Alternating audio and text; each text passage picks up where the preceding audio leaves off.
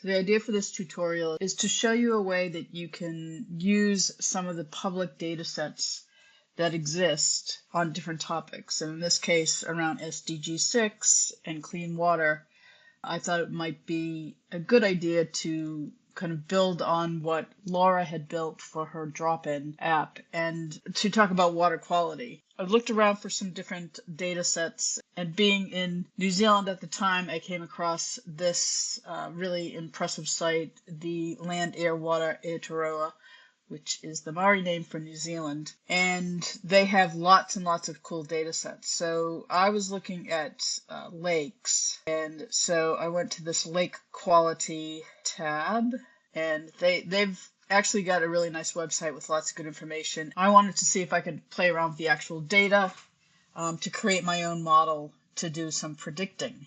And if I go to their download data site, they actually have lots of very impressive data sets available. I'm going to go for this lake water quality.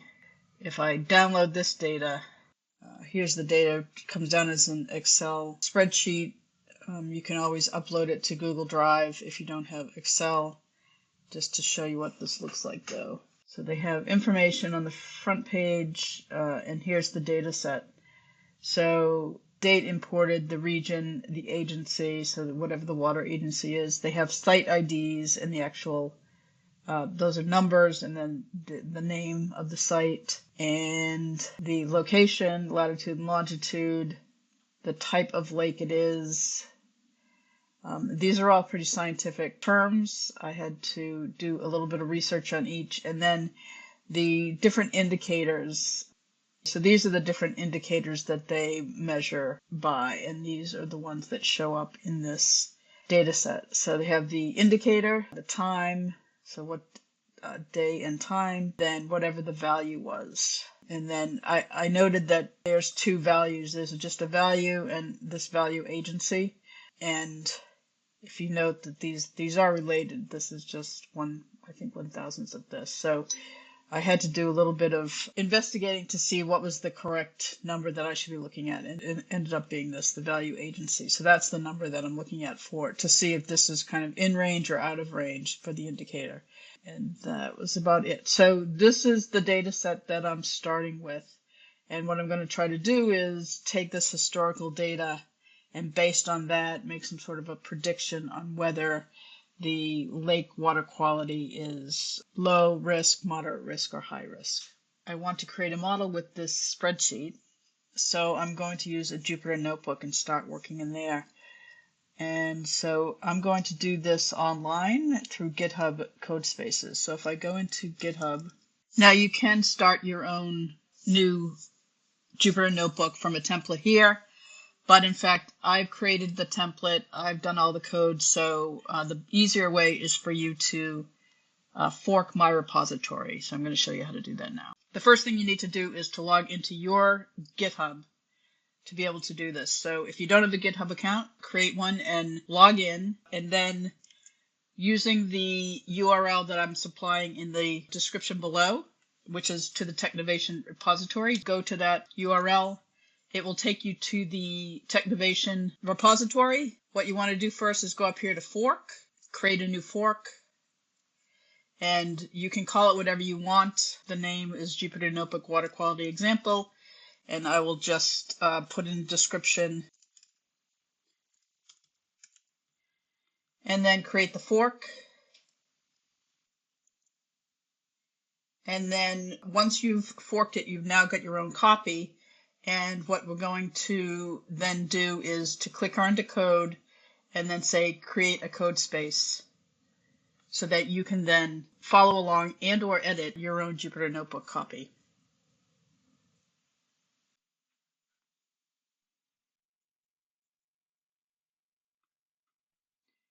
And then once you're in here, you can open up the Jupyter Notebook. So it's under Notebooks, Water Quality, 𝗬𝗁𝗺𝗀. Probably a good idea to initially just run all to see if you run into any issues. So run all and then do a Python environment, create a Python environment, This is just to then run through each cell of this and make sure you don't run into any installation issues. So your version of the Codespaces may not have everything installed. So let's just run through that first. Okay, looks like it may not have pandas installed. So if you're missing any libraries or installations, what you need to do is to go up to the 3 lines up here and do a terminal, new terminal, and then I can just do here a pip install pandas.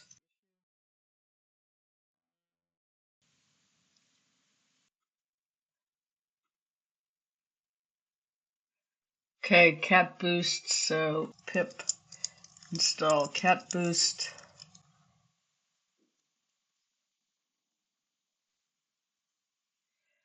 So what you want to do is go down and see what errors you get but from running it. And then down here in the terminal, just install each of the missing libraries. Looks like I've got all this running. You want to make sure that each of your cells completes by seeing this little number down here. This looks good. Nice, okay. Oh, we got one at the bottom. And I think this is just old code that ran a plot, so I'm going to actually get rid of this. We don't need that, but everything else seems to run. Okay, so just to go back, if you get some errors, it usually means that some of the libraries have not been installed. So in my case, it was pandas, and it also didn't have my cat boost. Before you get started with going through, try to run everything and clear up any of the issues you have with installation of libraries. Now we can get back to, I'll walk you through the code in the Technovation Codespace.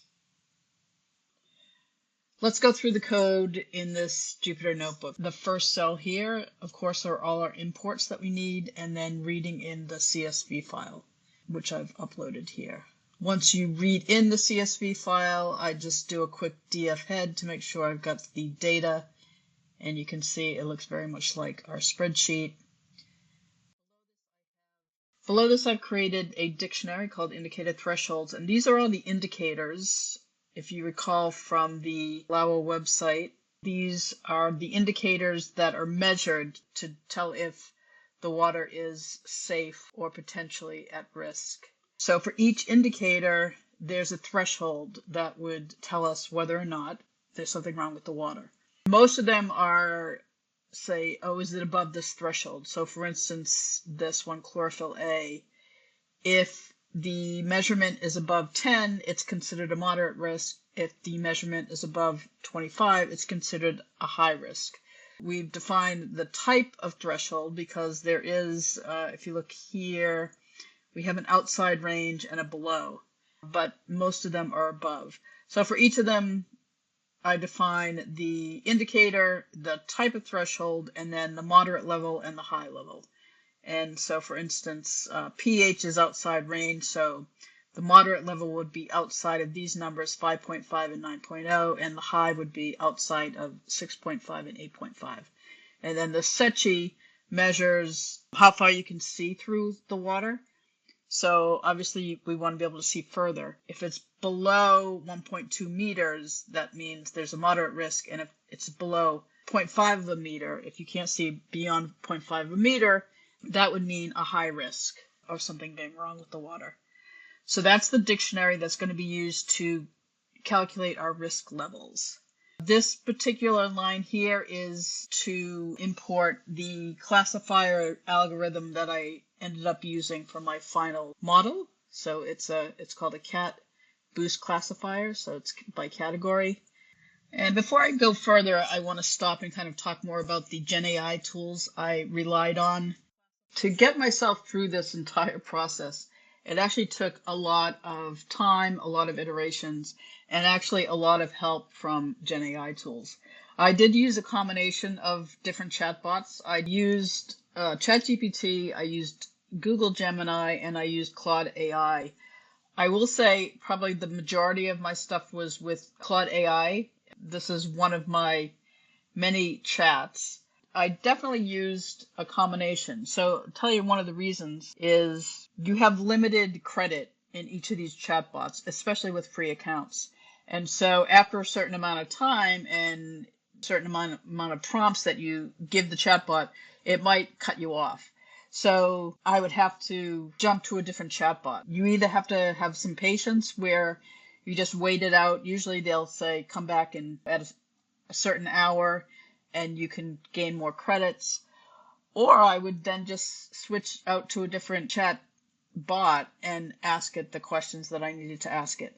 Now, when I got really into this, it turned into I would have a very long conversation with, in this case, Claude, as I was trying to go through and iterate and debug. However, and especially with Claude, they will warn you and say, this chat's getting very long. You're going to run out of credit quicker with a long chat. So they highly recommend you start a new chat. When you start a new chat, you've lost all that history of your interaction. So you have to sometimes re-explain things to the chatbot. So there's a trade-off, but it depends on whether or not you have enough credit to get the answers you're looking for. I would ask it all sorts of questions. So here's a typical one. This is the line of code I have, and I just pasted in from my Jupyter Notebook, and then I'd say it's giving me this error. What can it be? And often it would give me suggestions. It would often give me multiple suggestions. And so I would usually try them out, or I'd look through them and see which suggestion I thought was the best one for my situation. I would try it out, and there were many times I'd have to go back and say, well, that didn't work, or it worked, but I got an error. So can you help me again? So it really is a lot of back and forth and talking to the chatbot in order to get it to help you in the way that you need it to help you. Here's a case where I'd actually had a previous long chat that I had to jump out of because I had lost credit. So I had to start over with explaining what I was looking for. It sounds like an interesting water quality analysis. Well, I actually had this whole chat previous to this, but it no longer knew about that. And then here, it gives you a whole bunch of code that you can actually try. So it's a simple thing to copy the contents and paste it into your editor, in my case, Codespaces. So this is where I started. I started with this. At some point, because I was going back and forth with it, it might give me a whole bunch of code, and I might just say, oh, I just need this little bit. So I might be just copying and pasting certain parts of it. The nice thing about it, it would also explain what it was doing, the different steps behind it. Lots of really good assistance happened through the use of these GenAI tools. I highly recommend using them, especially building a model for a data set with a lot of information in it is not easy. It's not very straightforward. Using the GenAI tools can really help you. I asked it to explain things to me that I didn't quite understand, especially if I was looking at the code that it generated. Definitely use these tools, but be prepared for lots of iterations and lots of back and forth. Okay, so let's get back to the code now and reviewing it. This whole block here is kind of my first, well, one of many iterations, but that would load in the data and then build the model and also do some analysis. So I'm not going to go through all of this code. I'll just go through the analysis part. Here's the output. It does a lot of printing out of information. And then I built some plots with the help of GenAI and Claude just to start looking at the data and to try to figure out how I might be able to build this model and how I might make a good prediction model. In this case, I picked out just a few lakes, and these were the first lakes in the data set, and looked at it by month. So overall, and this is from the historical data. This isn't a prediction, but this is actually from the data set. The green would be safe or low risk, yellow would be moderate risk, and red would be the high risk. So that tells you over all the years that they collected data, what the numbers were. This gives us just zoom out a bit if I can. This gives us a calendar view of all the days that they collected data. And again, over a period of years. So anything that's white, they didn't collect data on that day, versus green, yellow, and red for safe, moderate, and high risk. So that just gives us the information over those years, and we did some aggregation of the risk based upon the historical data. And then this is just a different lake, similar information. So this was kind of just collating, looking at the information and seeing, obviously this has a kind of a much more high risk situation. And again, its data shows that as well. This is a confusion matrix for a model. So this tells you both true positives, false positives, and true negatives and false negatives for all three of our predictions. So this was just as I was building the model, kind of printing it out. These are the kind of the big numbers in the middle here. Those are our true positives. And being that they're big numbers, that's good. Some of these probably not so great that they're up in the hundreds. That was part of evaluating models. This obviously didn't work. And again, kind of a distribution list of risk levels by month, and that's over all the different lakes. I just wanted to show you some of the plots that I worked with initially to help me to analyze the data set and kind of make my plan for how I'd want to build this model. And now I'll go down to, this is kind of the bulk of what my final iteration was for my final model. In this case, I just build the model. I don't do any further analysis. So let me run through what this code does. So this is the important stuff. So again, importing of all of our libraries that we're going to need. This is the first function that when running this within an app, I wanted to put kind of the loading of the data into its own function. Pass it the file path. It reads the data in using that PD read CSV that we used up above. And then the other thing that we need to do is to take the date. So within the data set, there is a date that the sample was taken, and this just splits it out. So we have a day, a month, and a year. So that splits that out for each row in the data frame. The next function here determines the risk level. Using our indicator thresholds dictionary up above, I can quickly go up just to remind you of it. This one here. Okay, so our indicator thresholds, where we talk about the type of threshold and the moderate and high threshold for each indicator. So basically for each row in the data frame, it will pull out the indicator from the row. Then this line uses my dictionary to get the thresholds. It pulls out the value agency from our spreadsheet. So we determined that that was the correct column to grab the value from. And basically it goes through, default is safe or a risk level of 0. So the output's going to be a 0 for safe or low risk, 1 for moderate, and 2 for high.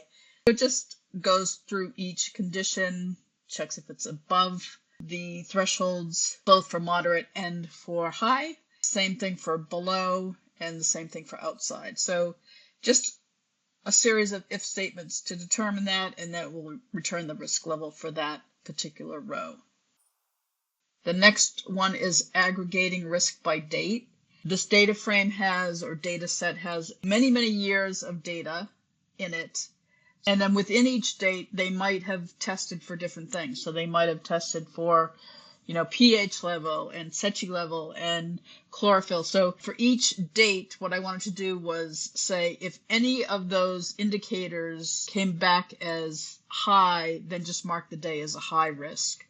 If it was moderate, mark it as a moderate or safe. Kind of combining or aggregating all the different indicators for a single day. So that's what this is doing.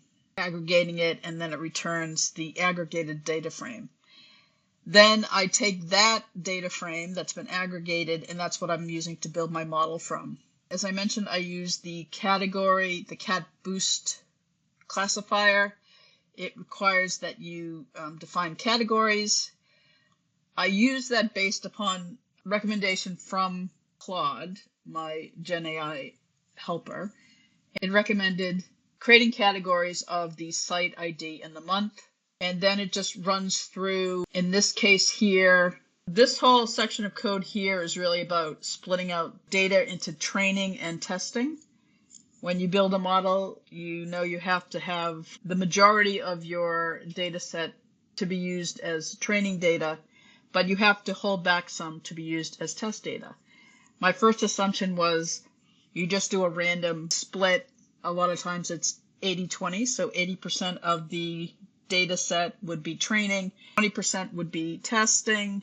The recommendation from Claude was that I should use more recent data as my test data, because since I'm trying to predict now and into the future, you probably want to test on the most recent data that you have versus old data, which climate change and that kind of thing might change the results. I took that recommendation, so I originally had just a random split, but in this case, what I'm doing here is sorting the data by year and month, and then still doing an 80% split, but because it's been sorted, the last 20% will become my test data. And then we split out the X and the Y. So the X is all of my columns that are my features, except for my target column, which is my risk level. So that's what I'm predicting for. Is the risk level going to be a 2, a 1, or a 0? So that becomes my Y train, or my Y column. And we do the same with the test data. Again, this particular algorithm requires categories, so my categories were the site ID and the month. I run it through the algorithm, I fit the model, and down here I just print out some metrics for it. So the two metrics that I printed out are the classification report, which gives me accuracy levels, and then the confusion matrix, and then it returns the model.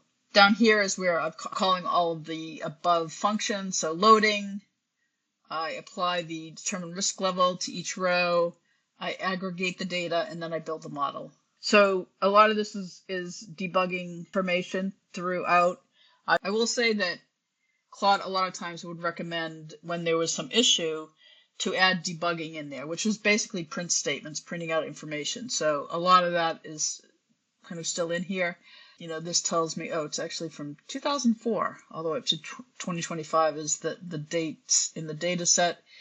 And then here's, let me look at over here so we can see it more. Here is what prints out from when we build the model. I printed out a classification report, so that's this here. Looking at precision, our accuracies, you know, ranging from 0.73 to 0.91, depending upon the 0, 1, 2, and then the averages are in the 80s, which is a pretty good accuracy, I think. And down here is the confusion matrix, which to me looks like pretty good numbers looking along the diagonal here. But here's, you know, another thing you can do is I'll just ask Claude to explain this to me. I have a confusion matrix.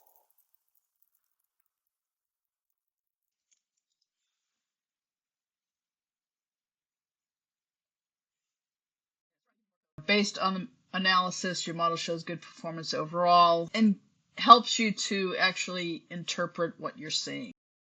You know, based upon those numbers, and then also asking my GenAI tool to give me a little bit more information on what I'm looking at so I understand it better. I was ready to say that this was a good model. And then I was, at this point, ready to move on to taking this code, so generally, you know, this set of code in here, and then transferring it over to my app, which I'm going to build in Streamlit. So that's the next step.